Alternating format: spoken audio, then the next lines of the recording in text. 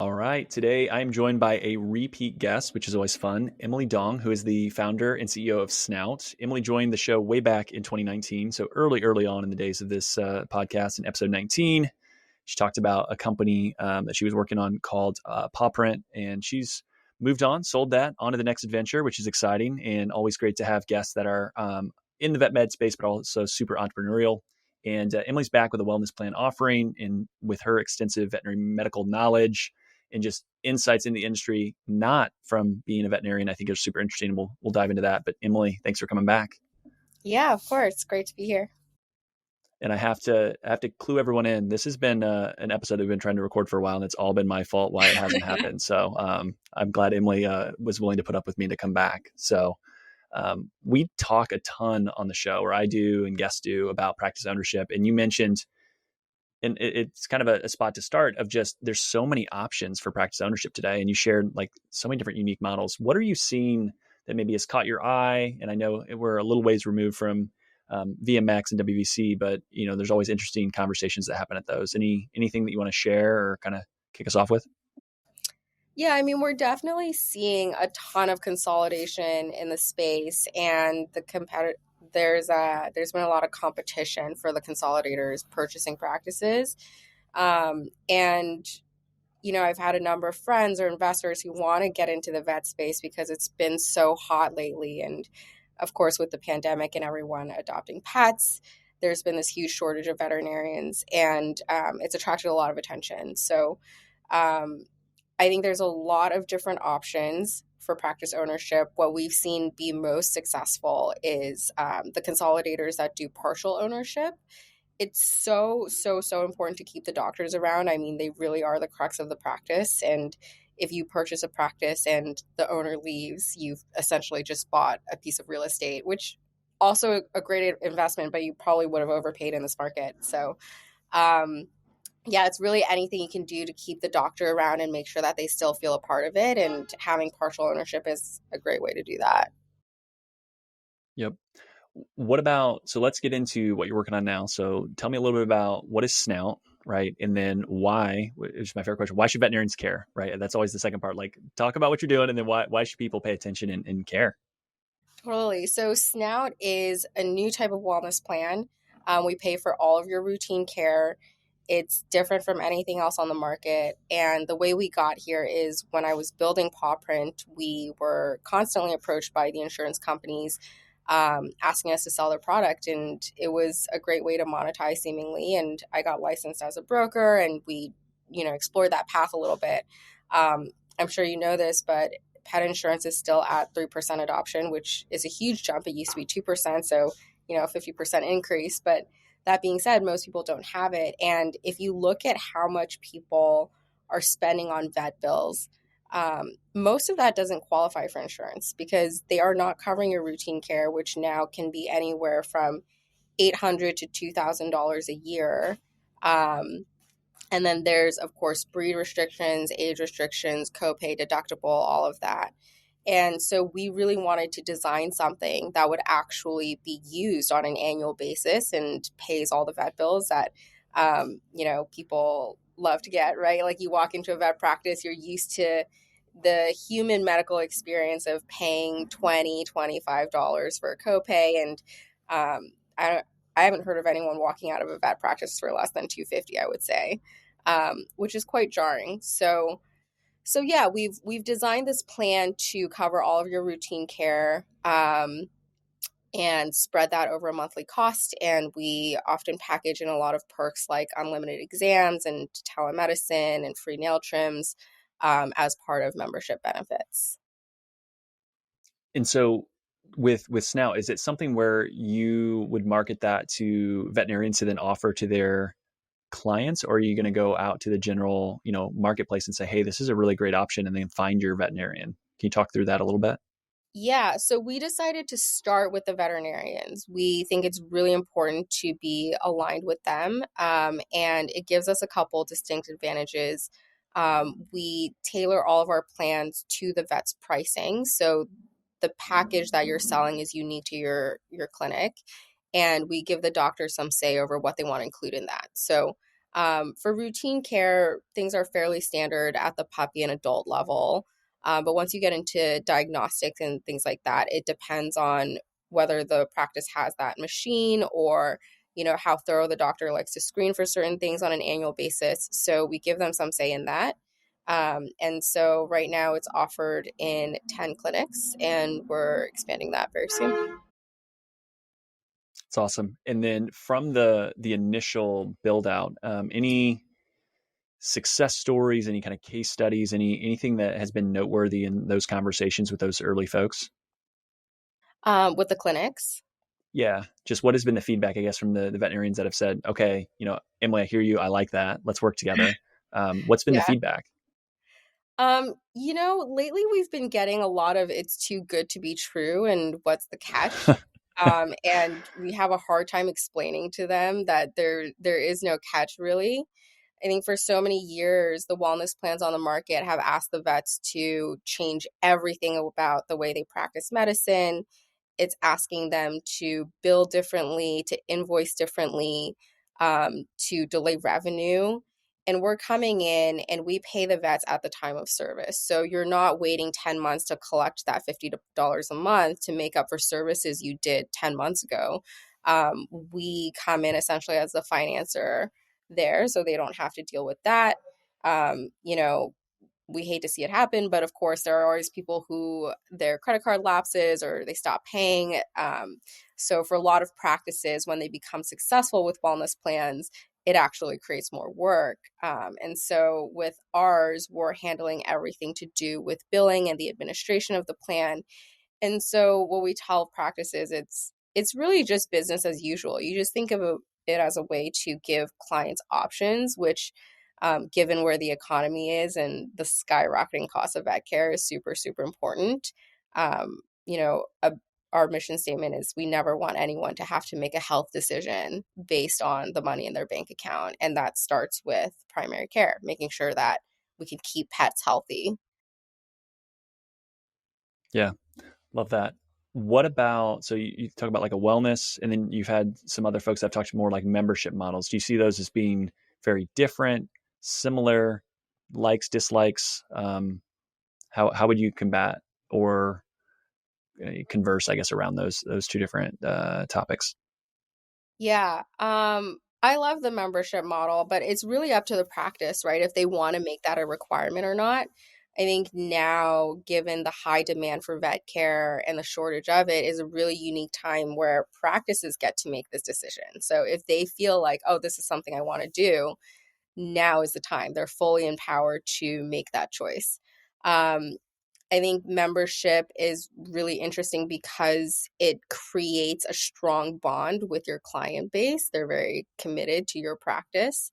Um, and the difference between that and what we do is, we're also including some of the core care, like your vaccines and your blood work, and just making sure that, you're at least doing the basics each year. And then just talking a little bit about pricing, I know that's part of the process when you work with a practice and with the ownership of that veterinary hospital, of trying to understand like, hey, this is where you're priced at. This is kind of what the marketplace is. You want to talk about some of those conversations? And I think there was an episode that might be the one that was the most downloaded on this podcast that talked about how all veterinarians undercharge. Would you agree with that statement? Would you push back against it? What have you seen? Yeah, absolutely. I think that's so, so true. We do pricing analysis during our onboarding process for every clinic. So we'll look at the AHA guidelines and a number of other factors, and also all of your neighboring practices to give you a benchmark of where you should be. And pretty consistently, it comes back that practices are undercharging 15 to 20%. And most practices are aware of this. I think there's a psychology of, vets tend to be very caring people. They don't want people to be priced out of services. And so they hesitate to raise, and they know they're a little bit underpriced. But when we ask them, how underpriced do you think you are? It's usually, oh, it's maybe 3 to 5%. But we find that it's so much more. Um, And then they'll say like, oh well, that's because of the corporate practices. And yes, the corporate practices tend to charge more because they come in and they raise all the prices, but that's even beyond what we are suggesting. Like, we're just suggesting that you come up to average. And so after sharing all the data, usually the practices come around to that. And how do they, and this is the part I think is the most challenging, which I think is what you all are trying to solve. It's like, okay, you have this skyrocketing cost of care, but then everyone's undercharging and they need to charge more. And it's like, how do you square all that to make it make sense and to still go back to kind of what you talked about, the mission of providing the care? Because at the end of the day, someone has to pay for it. Yeah. I mean, really what it comes down to is, if it's basically how we see human health insurance, right? Like, if every time you went in for blood work, and I saw the bill for my insurance one time for just routine blood work, I think it was $2,500. I would never do that. But we pay for insurance, right? We pay for it on a monthly basis. And I think in the same way, people have the money and the desire to spend on their pets, but it's very tough to just out of the blue, oh, I walked into a vet clinic to get some shots and now I'm facing a $500 bill. That becomes very prohibitive, and that influences a lot of behavior, where people will then go and say, okay, well, I don't need to do the blood work, or I don't need to biopsy that mass. I'm just going to do the rabies vaccine and then we'll figure everything else out later. So you don't get to practice the best medicine. But yeah, when you give people those options, you find that a lot of people obviously love their pets, treat them like family. They're not going to turn down these services. It just has to make sense. Yep. And then one thing that you mentioned when we had chatted pre-recording too is like, there's this so much demand. And then, a lot of times, and I've heard it more and more, like, oh, we just have these bad clients. Right. And it's like, if you decide to implement something like, a membership model or, wellness plan, and you do raise prices, right? Like, you're going to retain better people typically. And that's been one of those rules that, you hear across all kinds of different businesses. Right. But has that been something that has made people feel uncomfortable? Have you chatted through that with veterinarians and helped them kind of understand and grasp that, and then see it on the other side, like, oh yeah, Emily, you were right. This is actually kind of true. Yeah, it's very counterintuitive. I think especially the American way is the customer is always right. And so you want to do everything to make them happy. You want to deliver good service. But there are a lot of case studies out there. One I heard of recently is by Southwest, right? They're known for being so customer centric, but they actually fight back against bad clients all the time. So if you go on a Southwest flight and you treat a flight attendant poorly, um, no one's giving you a flight credit for complaining, which is, I think, the behavior we've trained in consumers today. There's actually a stronger inclination for them to fire you as a client. And I think for vets, the ones that have done that, the ones that have said, implemented membership models, or I've seen people put into their contracts, if you turn down too many services, we won't book you for future appointments. The vets that draw that line, or say, if you mistreat my staff, you're no longer welcome at our practice, they are much, much happier doing their jobs. They have a better client base. Their staff is happier because they're not getting mistreated and being yelled at by clients all the time. And so, yes, it's very tough to take that first step. But once you do it once or twice and you start seeing how that changes the environment for you, it sticks around. And I think it goes back to the idea of this like scarcity mindset, that if you do that, then no one's going to come, and all of a sudden your business is going to fold and you're going to have no revenue. And it doesn't typically work out that way, where, yeah, life is so much better. You're a little bit happier, and it is Mhm. hard, because I think what you talked about earlier is, on, whole, right. Most veterinarians are like, I just really want to take care of the pets that come to me. And I don't want this pricing thing to be the thing that stops it. And I think that's kind of the neat, niche that you all have carved out, is to try to help people be able to say yes to that, and not have it feel like it's the payment plan option at the end of things. It's like, hey, let's take care of it before, and set expectations better that way, so that we can actually get really good, care done, and hopefully prevent some of those big expenses. Because if people keep up on care, right, and go through the wellness Mhm. package, that big expense hopefully is mitigated or avoided altogether. Totally. Yeah, you want early detection, you want routine care, you want to be monitoring things as they're happening. Um, and yeah, another thing we tell practices is just because a couple of clients struggle to pay or people are complaining very loudly, you shouldn't undervalue yourself, right? Veterinarians are going through just as much schooling as human doctors. They do a lot of work. They're incredibly intelligent people. They provide a great service and they should get paid for it. If you can improve the health of an animal, you do it, right? Of course. That's what makes veterinarians special. You're mission driven. My friends at LifeLearn are the exact same way. For over 25 years, they've been partnering with you and your peers, providing affordable, customizable, online software solutions. These solutions save time, increase efficiency, and assist in managing all aspects of operations.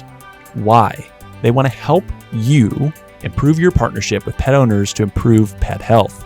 LifeLearn has award-winning digital media solutions and are leading the pack as they've prioritized having extensive veterinary knowledge throughout their teams.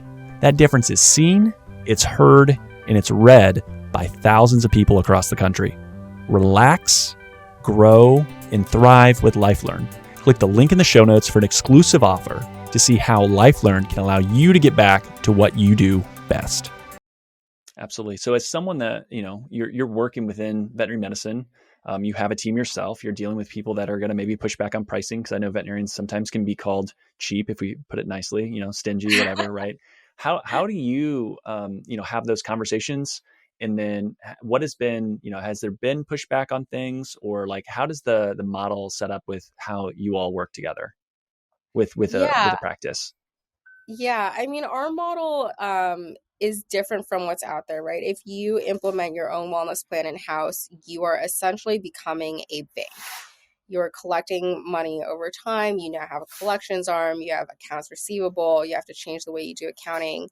Um, but there are some benefits to that. So if a client doesn't come in and use up all of their services, you're still collecting monthly. So that's a pitch we hear fairly often. And in our model, we are taking on everything. So we take on the risk of the client not paying, but we are also benefiting if the client doesn't use all of their services. So that's a gamble, right? Like that's some math and we don't know what it's going to be. It's just an educated guess, and a game of probability. Um, so there have been a couple of vets who say, well, no, I want to keep the breakage. And, you know, my personal view on that is sure, that could be good from a business standpoint, but do you really want to make money from selling services that people don't use? I just think it creates a really strange incentive for them. And in our case, because we're getting the breakage, we encourage them to do as many reminders as possible, get people to come in, get them to use it. We're not relying on the breakage as part of our revenue. And that way the vets can still, practice medicine and not have to think about that, right? I think it's, Yeah, it removes that conflict of interest of like, I really yeah, want you to be here, but not really, because maybe I want to make a little bit more. totally. And we saw this play out in the human space as well. So in the HMO space, there were plans that would pay doctors for taking on a member, regardless of if people actually came in or not. They would just pay them, let's call it $5 a month. And what happened is those doctors started making it impossible for the clients to schedule. So even if you were on a plan, they'd be like, oh, well, it's going to take you 2 or 3 months to come in for a checkup. And so we just think it's a really unhealthy dynamic for the vets to be profiting off of the breakage. So that's why we built the model the way we did. I love that. And we talk a lot about like leadership and running a business. And a veterinary practice is a business, right? As we've talked about, you have to have profitability. What have you learned as a leader? I mean, this is a company that you've founded. You've founded another company. You've exited. You've done different things. What have you learned as a leader that's made you better, or things that you're like, man, I really wish I would have learned this previously? Because you can read so many books, you can watch so many Mhm. videos or listen to so many podcasts, but there's a certain element of just doing it and then you learn from it. Anything that sticks out, or any stories or any thoughts from that?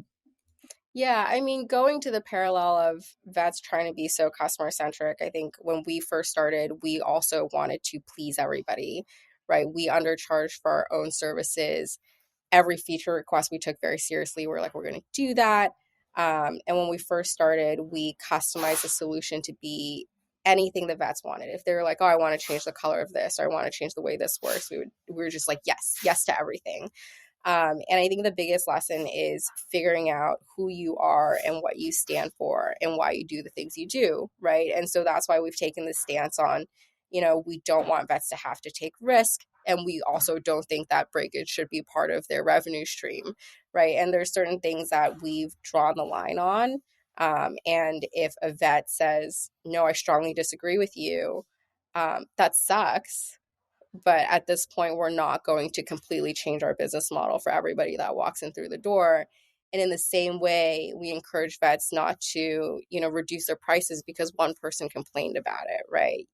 Or to let that customer talk back to their front desk staff. And I think I think that's the biggest lesson, is just figuring out what you stand for and sticking to it. I love it. What maybe haven't I asked about that's been on your heart or mind when you think about just the world of veterinary medicine? It could be in regards to Snout, it could be something completely different. Oh, I got to think about that one. um I don't know. I just think it's such an exciting time for the industry. It's growing a lot. Um, and I think we're in this influx of change where, people always say veterinary medicine is 10 to 15 years behind human medicine.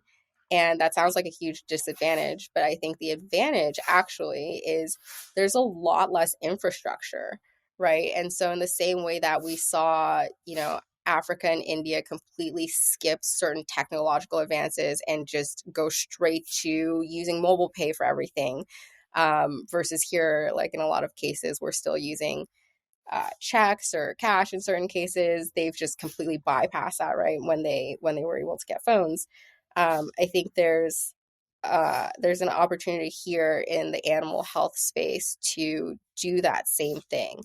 We're starting to see people adopt technology. There's less red tape. There's not as much stuff to transition off of. It's not like the human health space where you have billions being spent on lobbying to keep technology out, right? So I think it's going to be very quick change once we get people on board with it.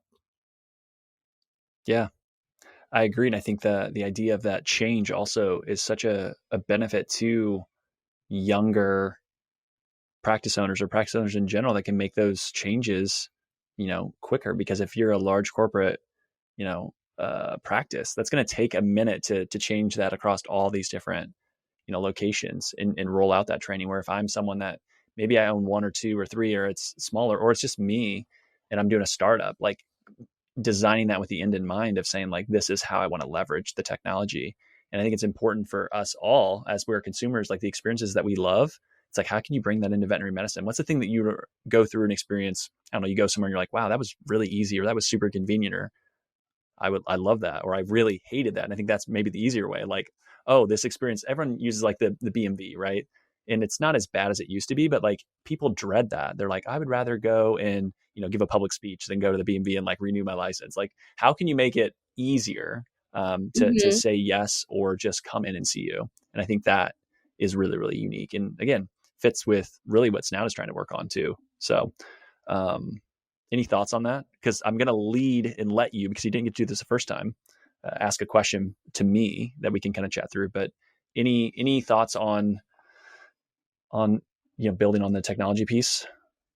Yeah, I mean, I think that point about independent practices is really interesting.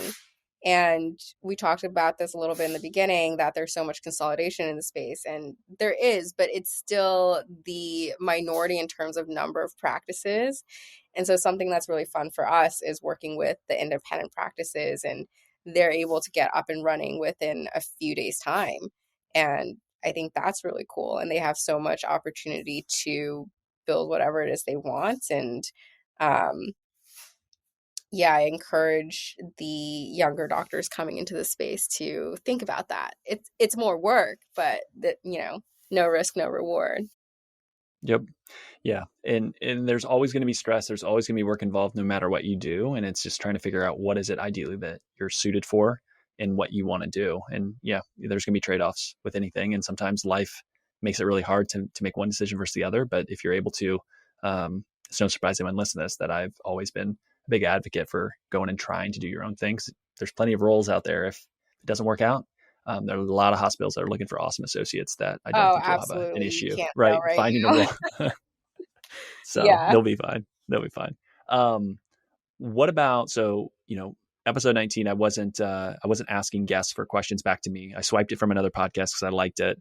Um, any question you want to, throw back my way, can be serious. It can be funny. It can be about what we're talking about. It can be something completely different.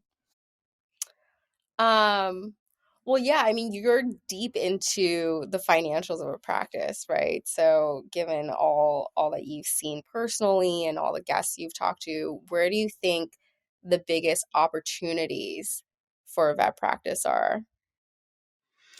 Well, I still think, and I know we talked about how busy people are. I still think marketing is one of those things that is drastically, drastically, drastically underutilized and under leveraged within veterinary medicine because the bar is so low, right? A little puppy picture and, this day or this month we're doing, tick prevention, whatever, right? Like that's kind of pretty standard, but like being authentically you and going out and telling people, hey, this is what we stand for, this is what we do, but then also offering something unique and different. Everyone knows that they can bring your pet and you can take care of them. At least that's my expectation as a consumer, right? I don't know how to judge a good veterinarian, right? I don't Yeah. know how to go in and say, well, you know what? Dr. Emily's great. She knows how to do this, thing really well. No one else knows how to do that as well in town. Like she's the best at it. I don't know that, right? Like I don't know your surgical skills or the way that you can diagnose things. We only know based on the communication that we have while we're in the practice or what they're putting out there through social media or their communication channels. And so Well, to you know what's me, interesting about that is I think it's so much about bedside manner. yes, Strangely, you could be a terrible doctor, but if you treat the client really well and when you hold the pet, it's not screaming, they feel like you're a great doctor. yeah. So the perception versus reality gap there is really interesting as And I well. think it's even true in financial services, right? Like you think about financial advisors, it's sometimes the best financial advisor might be someone that literally can't hold a very good conversation. And you might feel like, I don't know if this person is even like happy to be here, but they could be excellent at their job, but they can't communicate with that client and go through things. And the person that might be like, yeah, this person doesn't know crap. Like that Isaiah guy, I don't know if he knows anything, right? But he's personable and you can make a connection and you can like help that person, think through things in a different way. It's hard to know when it's not your profession. How do you judge someone else that they're really good at what they do? Same thing, like I always think of like attorneys. I don't know if they drafted a good document, right? Unless you Oh, take it to another attorney, they're going to be like, oh, wow, who would draft it this way? We don't know. You right. don't know. Yeah. And so I just think from a marketing perspective and letting people know who you are, and it doesn't have to necessarily be that we want to grow. It could be attracting the right people, going back to what you talked about. Hey, we do charge a premium and we're not cheap, but when you come here, this is the expectations and this is how we operate. And I think your idea and what you've heard from other practices and clinics of setting expectations, let people know on social media, be like, hey, if you come here, this is what you should expect.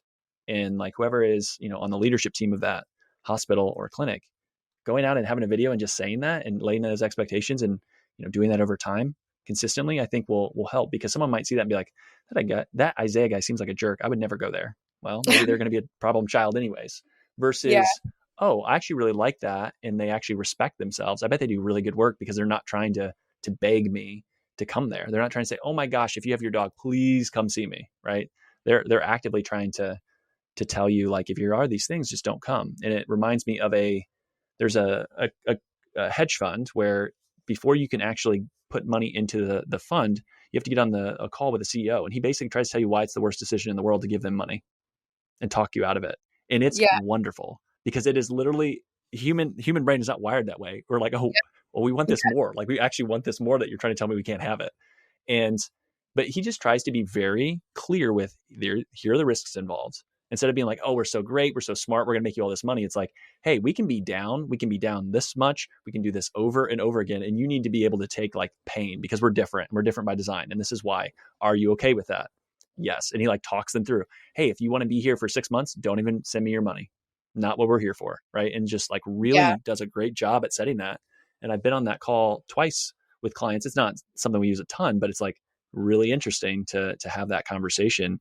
And I'm like, huh, it's the way that psychology works, but he's just trying to be honest, open, and Yeah. transparent with what the expectations are if you're going to let them, manage money. And they take it very seriously. And the cool thing with them as well is like all their personal money's in that fund. And so like for them, that is how they make their money, but that's where all Yeah. their money is. So I don't know. Anyways, that's a great question. It just made me think of so many different other examples of things, but going back to it, it's bedside manner and it's marketing. And it's like, can you be a real human to others and make authentic connection?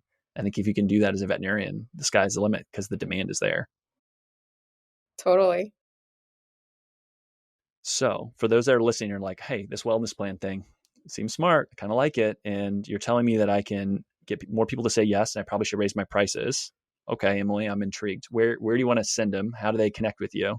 And what would be your suggestions? Yeah.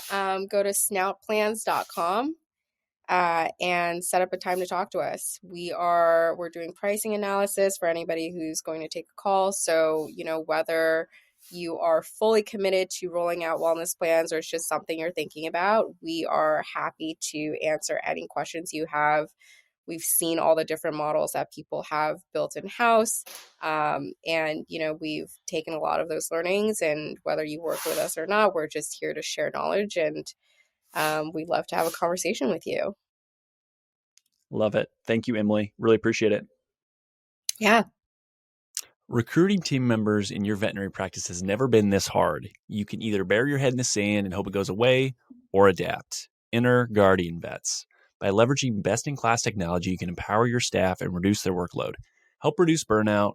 You also provide a better experience for your clients and patients, which you want to do as you serve them. The solutions Guardian Vets offers includes after-hours triage, virtual CSRs, that know your team and processes, telemedicine, and so much more. Become the employer of choice in your area by offering the best tools to position your team for success. Whether you're starting a de novo, clinic, multi-doctor, or multi-location, Guardian Vets can help you be more efficient and effective. Go to the website, guardianvets.com, click the Get Started button, then let them know that I sent you, right? Let them know the Vet Success Podcast sent you. Get 50% off your first month. Don't let another quarter or year happen before you start making changes because you know you need to. So talk to the Guardian Vets team today and implement a new solution. Have you ever walked into a space and thought, wow, this place is beautiful? There's a reason for that. Architecture has this innate ability to impact emotions and perceptions. My friends at Apex Design Build bring beautiful and functional spaces for veterinarians nationwide. Apex is a fourth generation family run company that is fully integrated from the design, architecture, and construction process. They help you mitigate risk, eliminate surprises, save time, save money, and reduce your efforts. Sounds great. Check out their amazing work and have access to their square footage calculator to help you plan out your expansion or new build. Click the link in the show notes for the exclusive offer and learn more about Apex Design Build. Why do banks seem to always be impersonal, slow to answer questions, or give you the runaround when you need money for your dreams? Enter Panacea Financial. Panacea Financial is a nationwide digital bank built for doctors by doctors. Whether you're a veterinarian in training, practice owner, or aspire to be a practice owner someday, Panacea Financial is a bank designed specifically for you. It was started by two doctors who were frustrated working with banks and so started their own to serve their community. With common sense lending guidelines and fast decisioning, they've helped doctors all across the country start, grow, or acquire their dream practice. Looking to buy into a practice, Panacea helps doctors with practice buy-in loans, and they are funded in a matter of days. If you're ready to join the thousands of doctors nationwide who have decided to get independence from traditional banks, visit panaceafinancial.com today to see how you can get your dream practice started. Panacea Financial is a division of Primis, member FDIC. Finding a job or finding a veterinarian shouldn't be a waste of time. Enter an Offer First. Paul Diaz and team have created something really special with Offer First. Some of my favorite reasons are as follows. Candidates and employers will both have values aligned on the first step, not the last. The sign-up process, quick and simple, no resume required. So if you're looking for a job but you aren't really sure, it's as easy as scrolling on Zillow for a home. And finally, if you have a great match, it's based on your each unique requirements, not random keywords. If you want to learn more, listen to episode 179 with Paul Diaz. We cover all of that. The other exclusive great thing that you're going to get from this ad read and from Paul is I convinced him to give an exclusive discount to listeners of this podcast. So for owners, you're getting a 20% discount on both the placement of any candidate, but also access to the platform. Use VSP if you go to Offer First, or the easiest way is a link in the show notes. So check it out. Associates, those looking for a job, same thing. Use the link in the show notes. Use VSP if you go directly to Offer First. But I will donate and Paul will donate to a veterinary nonprofit of your choosing. So each person that signs up gets a vote. Your votes actually count, which is incredible. And so I'll be reaching out. I will handle that. But there's going to be a donation made for any associate or any job seeker that adds on the platform. We want to make sure that not only does the platform help to make sure that you find a better fit, better culture, better role, but it's also doing good in veterinary medicine. Okay, so link in the show notes is going to take you to Offer First. It's going to automatically apply that, but also use code VSP if you go to Offer First directly. And Offer First is changing the game of veterinary recruiting. I want each and every one of you to benefit from it, so check them out today. All right, so there are a lot of great job postings that I want to get to. And so we're going to start off with Bayside Hospital for Animals. Great work-life balance in beautiful Fort Walton Beach, Florida. No weekends, Monday to Friday, 8 to 5, no on-call or emergencies. It's an appointment only here. Currently a 2.5 doctor practice, new owner in 2021, bringing some fresh life into the hospital. The new owner had been there for 6 years prior working, so definitely understands the team, the processes, and the community. Lots of investment in people and new equipment. ProSal is the pay structure. Far too many benefits for me to list. Email BaysideVet251 at Yahoo or call 850-864-1857. Join a thriving, growing small animal practice in Vermont on the Quebec border. Full-time ideal, part-time is considered. The idea is to start with yes with the team, patients and clients, and outdoorsmen or outdoor woman's paradise while being able to practice high-quality medicine.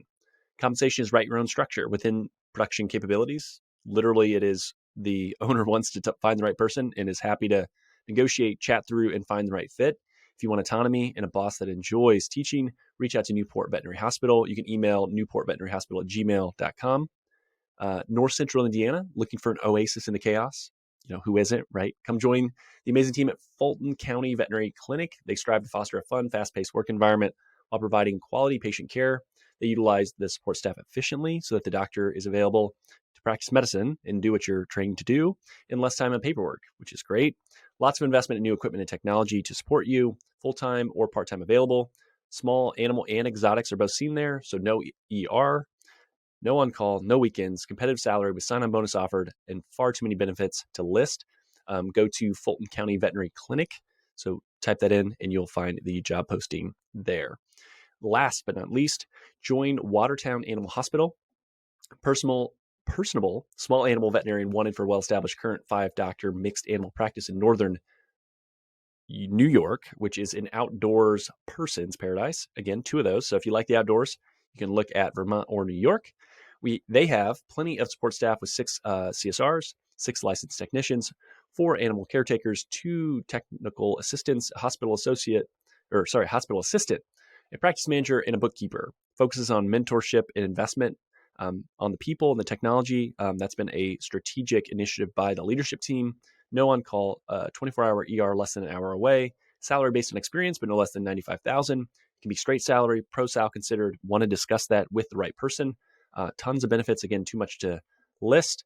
Please reach out to WatertownPetCare.com for that option as well. So again, if you find a role or a job or talk to anyone and it helps you in any way, I would love to hear that feedback. So please reach out. Let me know what you're able to do. And I will continue to post these. So if you are an owner, reach out to me, let me know. And we'll go from there. And until I hit a capacity of I can't keep recording these, I want to let people know who are high quality owners around the country looking for great help. So with that, we'll talk soon.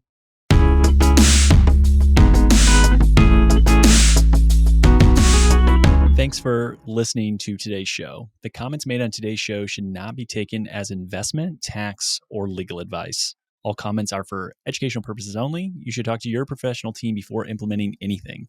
If you want or need financial advice, my day job when not podcasting is helping veterinarians grow their net worth. Our team is taking new clients, and we are ready to talk to you at any stage of life. Come as you are. I always say bring the mess, right? Like if things are unorganized, that's okay. There's no prerequisites to become a client. Isaiah Douglas is a partner at Vincier Wealth Management. Isaiah is a registered investment advisor, registered with the SEC.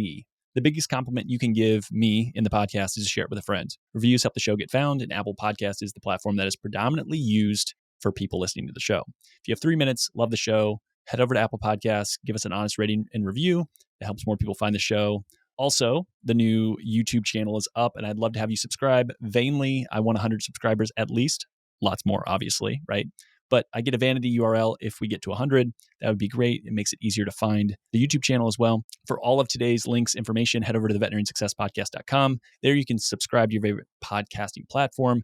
It'll be a link to that YouTube channel I just talked about. You won't miss any other episodes, whether you list on Spotify, whether you have some other ancillary podcast platform. Please like, subscribe, all that stuff. It certainly does help. I appreciate it. Finally, if you want more information, insights, want your voice to be heard, want to share ideas for content, say, hey, Isaiah, I want you to have this guest. I want you to talk about this topic. Go over to the Facebook group. So you can search for the Veterinarian Success Podcast on Facebook or head over to veterinariansuccesspodcast.com, scroll to the bottom about your host, click on the Facebook icon, and that'll get you in the group.